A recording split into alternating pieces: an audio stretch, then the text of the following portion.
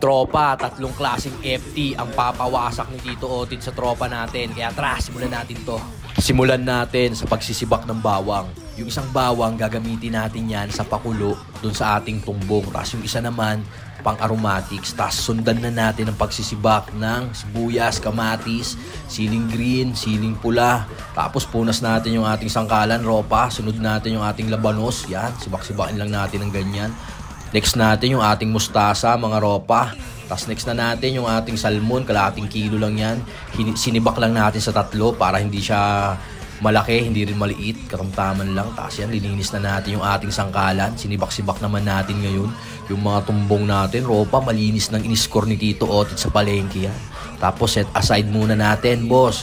Tapos ednis tayo ng kalan, lagay tayo ng pressure cooker, lagay natin yung tubig, tapos lagay natin yung tumbong, lagay natin yung tanglad, lagay natin yung bawang, sibuyas, tapos lagay natin medyo maraming asin. Huwag kang kabahan, di yan nahalat, tropa, kasi may sabaw yan.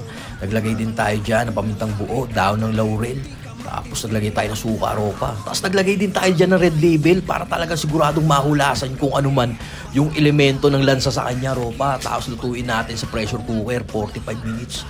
Tapos dyan naman sa wok natin, salang natin yung bawang, sibuyas, tapos gisa-gisa, tapos tsaka natin lagay yung ating ribs. Nasa yellow basket ko yan, ropa, dito sa TikTok.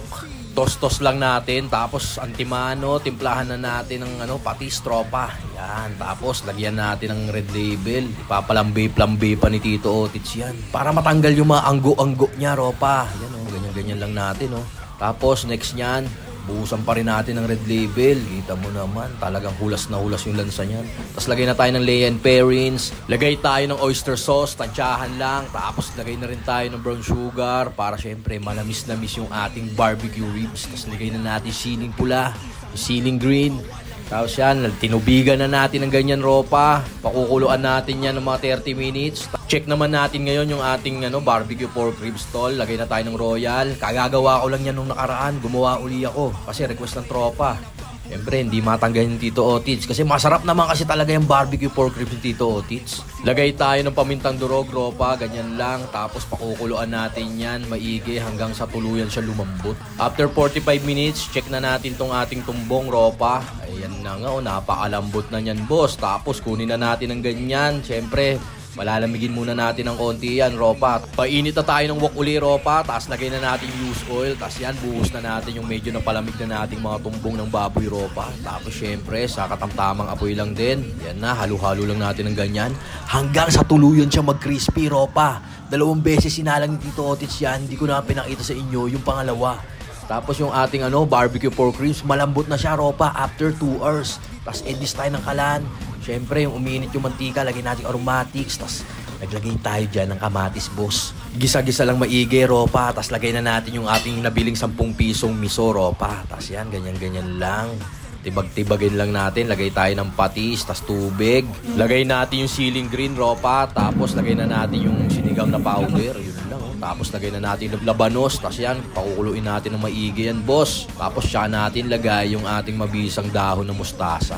Kalamansi, garlic powder, tsaka harina. Yan lang yung pinangtimpla natin sa ating salmon belly, ropa. Tapos hindi tayo ng kalan. Siyempre, lagay na tayo ng bagong mantika. Hindi na pwedeng gyro oil dito, ropa. Tapos lagay na natin yung ating salmon belly.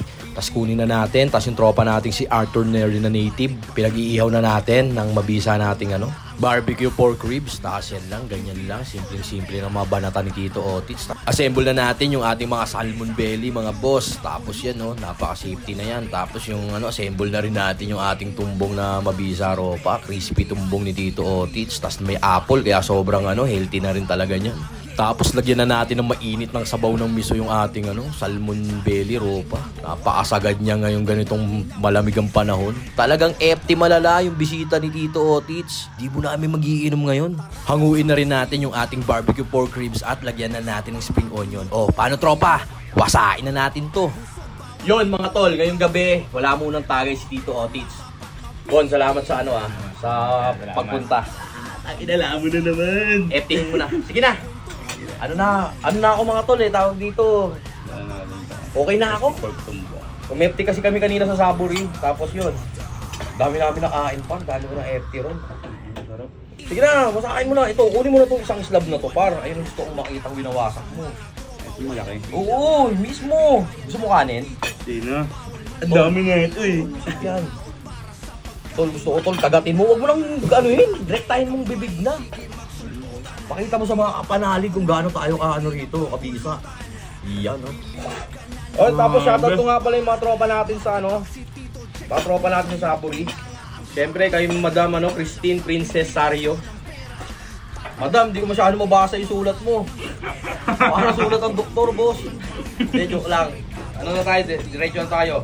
Shoutout din kay Chef Erickson Meneses, kay Chef Jefferson Maranan, kay Chef Nelson Camacho, tsaka kay Chef Raymond Reyes. Yun, mga boss, salamat ha. Shoutout din kay Elma Rufino, Catherine De Los Santos, Christian Escubide, John Carlo Quizon, Alan Tiglao. Tapos ito, hindi ko mabasa par. Ano mabasa mo to? Ano pangalan yan? Ano yan? Menosri? O basta yun, hindi namin maintindihan eh. Tsaka kay Ma'am Christine Princess Sario. O, salamat po ha. Sige par, bakbakan mo lang. Safe na ako. Masarap na ito. Oo, talaga. Grabe. Talaga naman. Shoutout nga rin pala sa mga katrabaho ko sa Team EDR. Kayo sa inggit muna. Ako muna lalamon. Hindi sa boss. Grabe. Isda ulit. Isda ulit. Ribs. Tapos tumbong naman. Yun o, napakasagad. O, paano mga tol? E-enjoyin lang namin to ha. Hanggang dito na lang. Peace. Safe.